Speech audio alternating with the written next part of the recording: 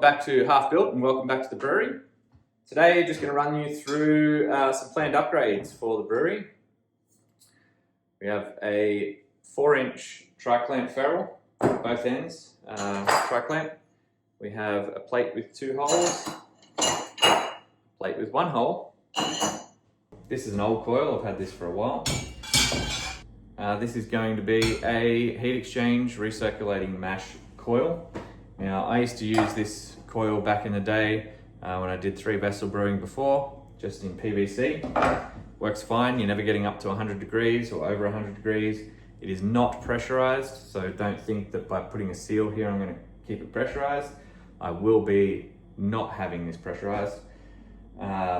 Essentially, setting up a Herms. I've been playing around with my plumbing to try and figure out what I actually need parts-wise to finish this thing and get it working. I've ordered that last night, and you'll see some footage of me cutting some bits and pieces later in this video.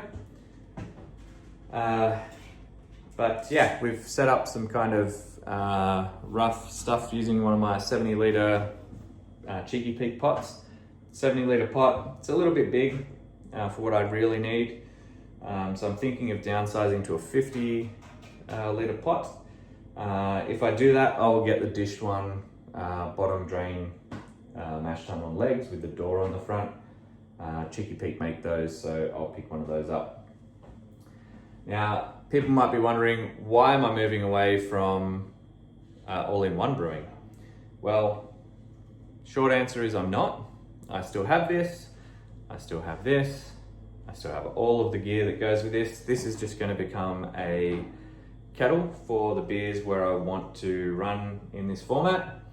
I may choose to do a single batch of something. In that case, I will just use this as an all-in-one brewing vessel with a full volume mash, and then I'll pull the basket and do what I need to do. The big reason I'm moving to this setup is for the long-term prospect of the dished vessel. Means that I can actually drain it without having to lift the pot. I can clean it in place a lot easier. Now, when I say clean in place, I just mean not moving the pot. I'm not meaning that I'm not pulling it apart, I'm not pulling it down. I am gonna pull it down. I am gonna, the tri-clamps just make that a lot easier than these threaded fittings, right? So I will break it down, I will clean it, I will remove fittings and clean in place the pot itself. I just won't be moving the pot.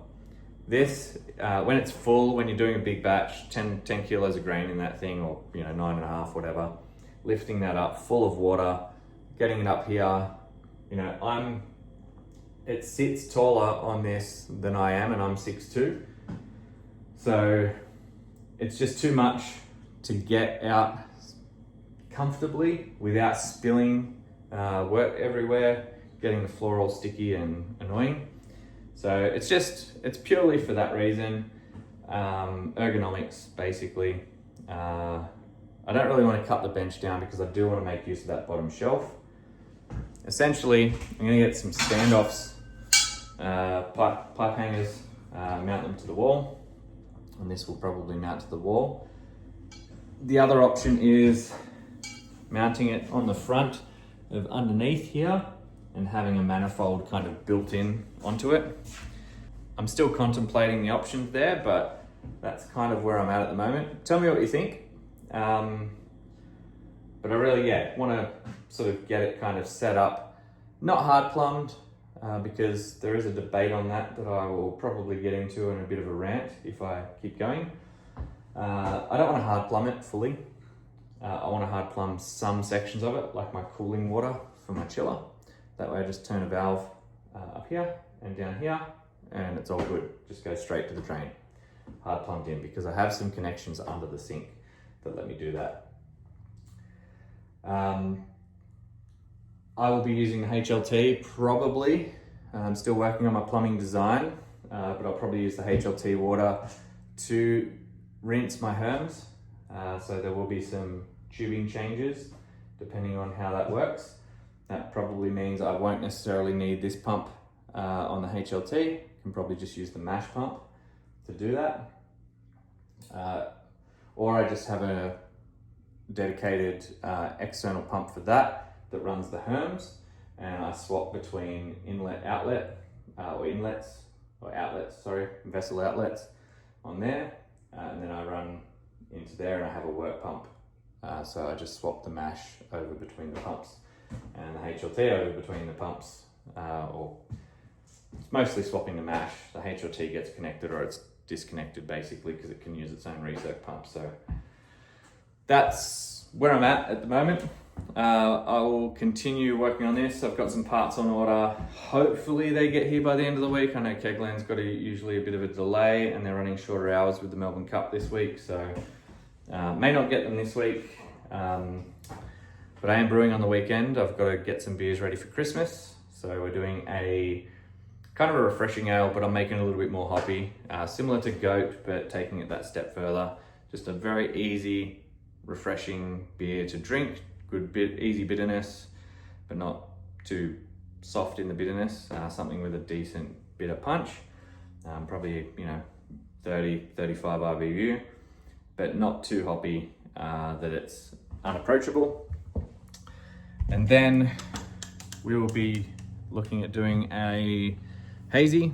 So we're going to do a mid-strength 3.5%-ish session hazy. Wife loves hazy, so it's about time I got one of those going. The only other change I'd like on the Brewzilla, if you're listening Kegland, is somehow incorporate a whirlpool. I know it would be a bit more complex plumbing underneath, but to be able to have a whirlpool built in would just enable this to not, I use the steam condenser lid because I'm brewing inside. That would make it a much more efficient brewing day rather than having to pull that lid off, try and whirlpool it after the fact. So if you're listening, okay, let's try and get a whirlpool incorporated. That could be as simple as teeing off this.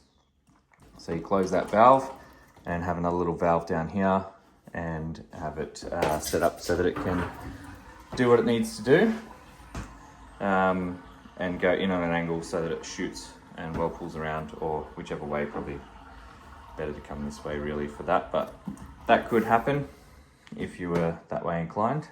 Be interesting to see what you do there, if anything, but that could be welded to the side of the pot basically. Come off here and go inside since they're all underneath, or even off here. You could come off here, have that closed and shoot in over here or over here, whichever you wanted. But that'd be a pretty cool change to this. I'd be happy to see that, especially for those of us who use a steam condenser lid. It's a bit of a change to the design, I guess, but yeah, it'd be pretty handy, I think, to be able to manage that. And that's something I could probably do myself as well. Just put a little T out here, one come out to a valve, so it comes straight out and up. Then I can just drill my own hole in and basically run the pump with this shut. And maybe that's what I'll do actually. And I'll change that valve out to something that's gonna have a bit of flow. This, I could probably actually get rid of this, delete this as well, and turn that into the thing, because I don't really need this anymore other than for CRP, which, realistically, you just heat your water, you get your scrubby in there and you give it a scrub and off you go. You pump it out anyway. You're just running some fresh rinse water in. And I have this with a long enough hex, the flexi arms that they have. Could run across and CRP that anyway. So I'm going to think on that. Tell me what you think below if you have any thoughts. How to incorporate a whirlpool in there, potentially delete that. This is one of those cheap drill bits from AliExpress. Cheap tungsten carbide tipped hole saw bits. So let's put it to the test. If it doesn't work, well, it doesn't work. I'll just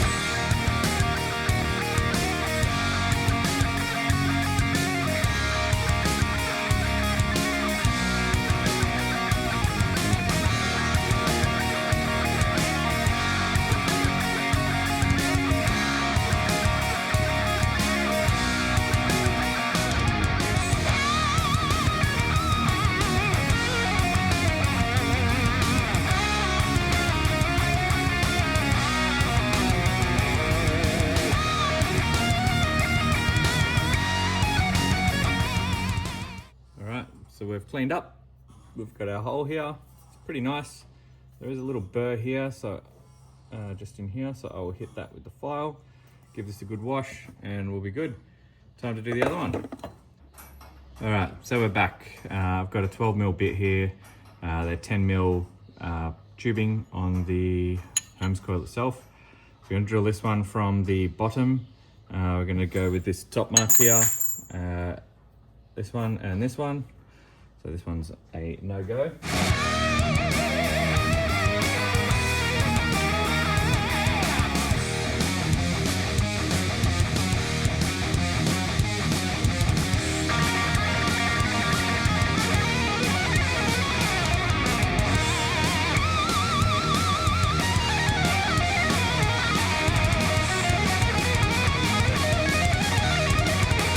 All right, this one, not so good. So the quality of the bits does vary by the look of it, and we've completely broken this one off.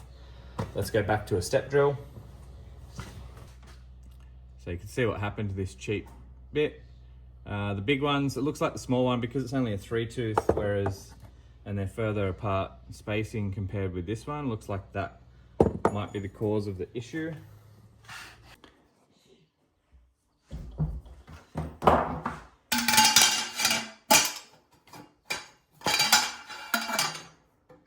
That's great. So that sits like that. And this will mount on the wall. I've got some standoffs coming, so that will be good. If you like this video, you're keen to follow along, see what I do with the mash and the boil kettle, maybe add that whirlpool in the future as well. Make sure you hit that like button, subscribe, make sure you're notified for any future videos that you want to see, and we'll see you on the next one. Cheers.